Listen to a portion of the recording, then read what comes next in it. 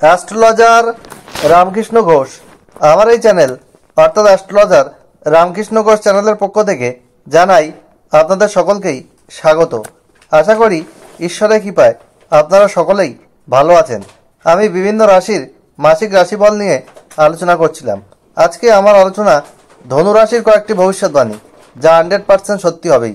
March 2024 ধনু রাশির স্বাস্থ্য কেমন যাবে, তাদের শিক্ষা, প্রাথমিক শিক্ষা, কলেজ বিদ্যা, উচ্চশিক্ষা কেমন হবে, তাদের আর্থিক ক্ষেত্র কেমন হবে, তাদের সন্তান ক্ষেত্র কেমন হবে, তাদের কর্মজীবন, চাকরি বা ব্যবসা কেমন হবে, তাদের প্রেম দাম্পত্য সম্পর্ক কেমন যাবে, তাদের ওভারঅল ভাগ্য কেমন হবে, পিতামাতার স্বাস্থ্য কেমন থাকবে, পারিবারিক সম্পর্ক বা পারিবারিক জায়গা কেমন হবে, জমি জায়গা, ঘরবাড়ি, গাড়ি বাড়ি ক্ষেত্র কেমন রয়েছে এবং তাদের যে সমস্যা রয়েছে সেগুলো থেকে বেরিয়ে আসার কী প্রতিকার রয়েছে তাই নিয়ে কিন্তু আমার আলোচনা।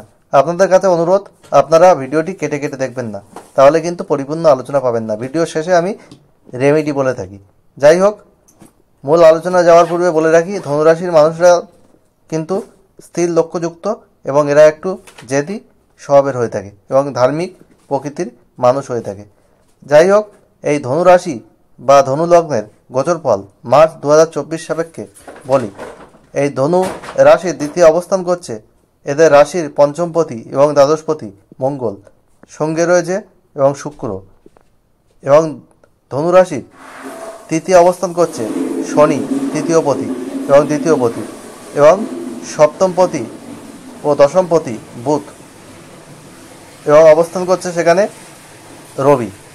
এবং ধনুরাশির চতুর্থে অবস্থান করছে রাহু। ধনুরাশির পঞ্চমে অবস্থান করছে দেবগুরু বৃহস্পতি। ধনুরাশির দশমে অবস্থান করছে কেতু। 7ই মার্চ কিন্তু শুক্র এদের দ্বিতীয় থেকে তৃতীয় গোচর করবে। 14ই মার্চ রবি কিন্তু এদের তৃতীয় থেকে চতুর্থে গোচর করবে। আর 7ই মার্চ শুক্র এদের দ্বিতীয় থেকে তৃতীয় গোচর করবে।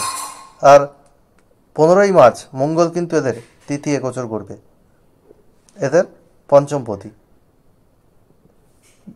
তাহলে 25শে মার্চ কিন্তু বুধ এদের 25শে মার্চের পর বুধ এদের চতুর্থ থেকে পঞ্চমে গোচর করবে। এই হলো ধনুরাশির মার্চ 2024 সাপেক্ষে গোচর ফল। এবার প্রথমেই আসি স্বাস্থ্য। এদের রাশির অধিপতি এবং চতুর্থপতি সেই বৃহস্পতি কিন্তু পঞ্চমে থাকছে। স্বাস্থ্য কিন্তু মোটামুটি ভালো, তবে ছোটোখাটো কিছু সমস্যা আসতে পারে। স্কিন ওরিয়েন্টেড কোনো সমস্যা, পেটের সমস্যা, ফাস্ট ফুড আপনাদের বর্জন করা উচিত এবং একটু খাবার দাবার আপনাদের লঘু পাকে খাওয়া উচিত। বেশি তেলযুক্ত খাবার কিন্তু খাওয়া উচিত নয়। আর আপনাদের ছোটোখাটো চোট আঘাত, রক্তপাত এগুলো হতে পারে। রাস্তাঘাটে সাবধানে চলাফেরা করবেন, গাড়ি ঘোড়া সাবধানে চালাবেন। আর আপনাদের কোমর থেকে পায়ের পাতায় পেন, ব্যথা, যন্ত্রণা এগুলো দেখা দিতে পারে। বড় কিছু হওয়ার কিন্তু সম্ভাবনা নেই। স্বাস্থ্য মোটামুটিভাবে মার্চ 2024 ধনুরাশির ভালোই যাবে, তবে দশা, অন্তর্দশা, প্রত্যন্তদশা দেখা বাঞ্ছনীয়। যাই হোক, শিক্ষা আপনাদের চতুর্থপতি কিন্তু পঞ্চমে রয়েছে।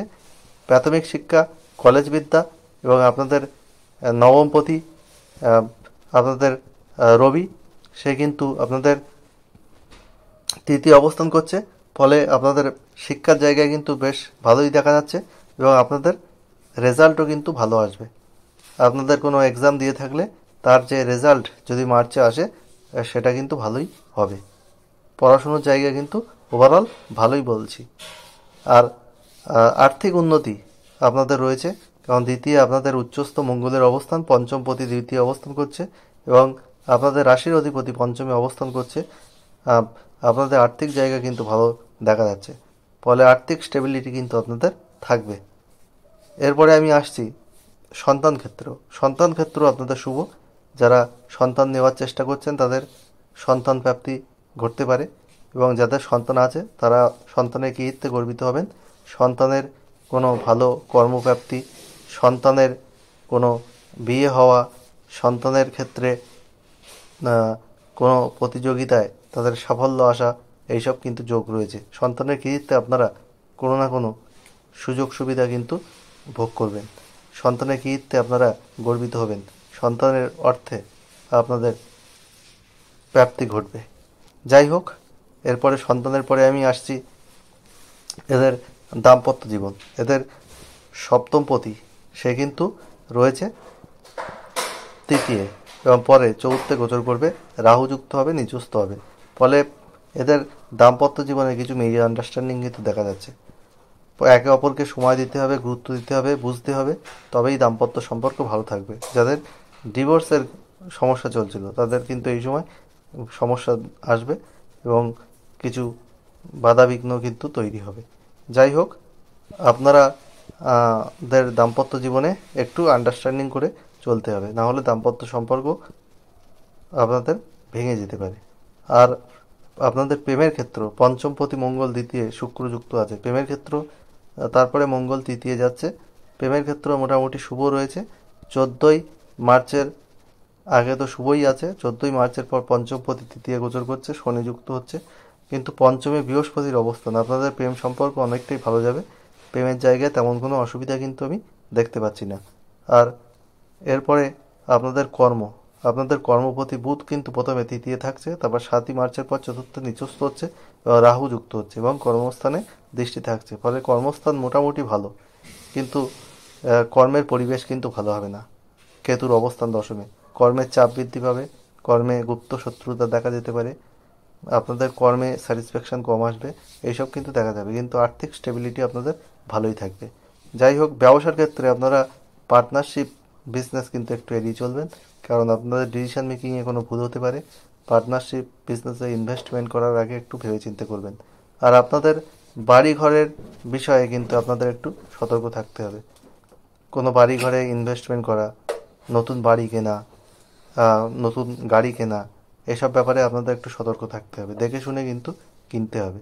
এ মাসে ওগুলো এড়িয়ে চলাই আপনাদের পক্ষে ভালো হবে। আর যারা সেলফ এমপ্লয়েড তাদের 25শে মার্চের পর কিন্তু ভালো হচ্ছে।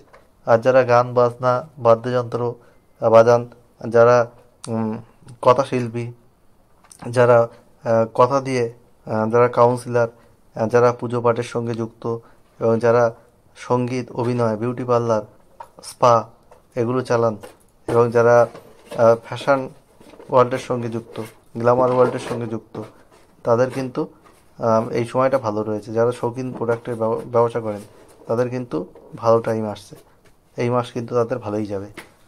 যাই হোক, আপনাদের যে মাতার বিষয়ে কিন্তু মাতার শরীর মোটামুটিভাবে ভালো গেলেও কিছু অসুবিধা কিন্তু থাকতে পারে। তার সাথে মায়ের সাথে মনের কিছু অমিল দেখা যেতে পারে। পারিবারিক কিন্তু কিছু সমস্যা দেখা যেতে পারে। আপনাদের বাক্যের বিষয়ে কিন্তু অতিরিক্ত সাবধানতা অবলম্বন করতে হবে। আর যেটা করতে হবে, পিতার শারীরিক জায়গায় কিছু সমস্যা দেখা যেতে পারে 14ই মার্চের পর, কারণ এখানে কিন্তু শারীরিক জায়গায় সমস্যা হবে। তার কারণ হচ্ছে এখানে রবি কিন্তু রাহুযুক্ত হচ্ছে। তবে পিতার থেকে প্রাপ্তি আপনাদের হবে। সম্পত্তির ব্যাপারে কোনো আইনগত ঝামেলা, লিটিগেশন এগুলো আসতে পারে, সে বিষয়ে আপনারা একটু সাবধানে থাকবেন। আর আপনাদের কিন্তু ওভারঅল ভাগ্য মোটামুটি ভালোই যাবে, এটা বলা যায়। তবে এই মাসে আপনাদের যে সমস্যা রয়েছে সেগুলো থেকে বেরিয়ে আসার জন্য প্রতিদিন সূর্য প্রণাম করুন 7বার সূর্য মন্ত্র সহযোগে।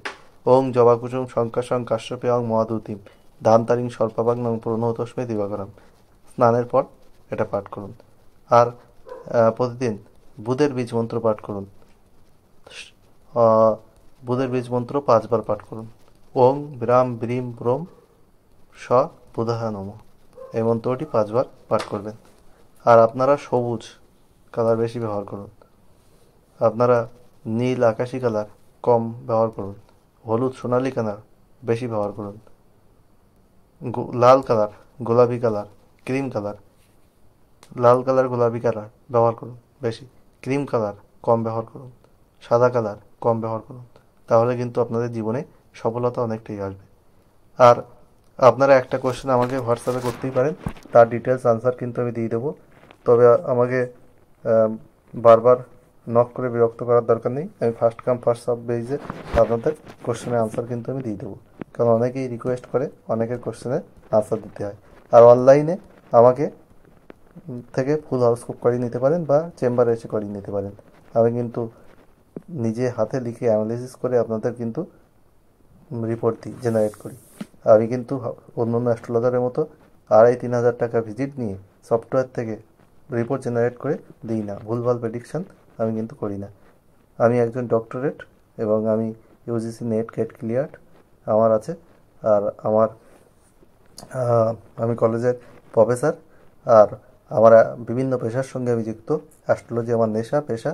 সৎ উপায়ে এই পেশাকে আমি এগিয়ে নিয়ে যাচ্ছি। অসৎ ও মিথ্যা ছলচাতুরির মাধ্যমে এই পেশাকে আমি কিন্তু গ্রহণ করছি না। যাই হোক, মার্চ মাসে 2024-এ আপনাদের ধনুরাশির কিছু ভালো রয়েছে, কিছু সমস্যাও রয়েছে। যাই হোক, মার্চ 2024 সব ধনুরাশির মানুষের জীবন সুখ সমৃদ্ধি আনন্দে ভরে উঠুক, ঈশ্বরের কাছে এই প্রার্থনা করে আজ এখানেই শেষ করছি। আপনারা সবাই ভালো থাকুন, এটাই আমার কাম্য। আবার খুব তাড়াতাড়ি নতুন আলোচনা নিয়ে আপনাদের সামনে হাজির হবো। আর ভালো লাগলে অবশ্যই ভিডিওটিতে লাইক, কমেন্ট, সাবস্ক্রাইব, শেয়ার করে সবাইকে দেখার সুযোগ করে দিন এবং বেল আইকনে প্রেস করে রাখুন, যাতে নতুন ভিডিও আপলোড হওয়ার সাথে সাথে আপনাদের কাছে নোটিফিকেশান পৌঁছায়। আজ এখানেই শেষ।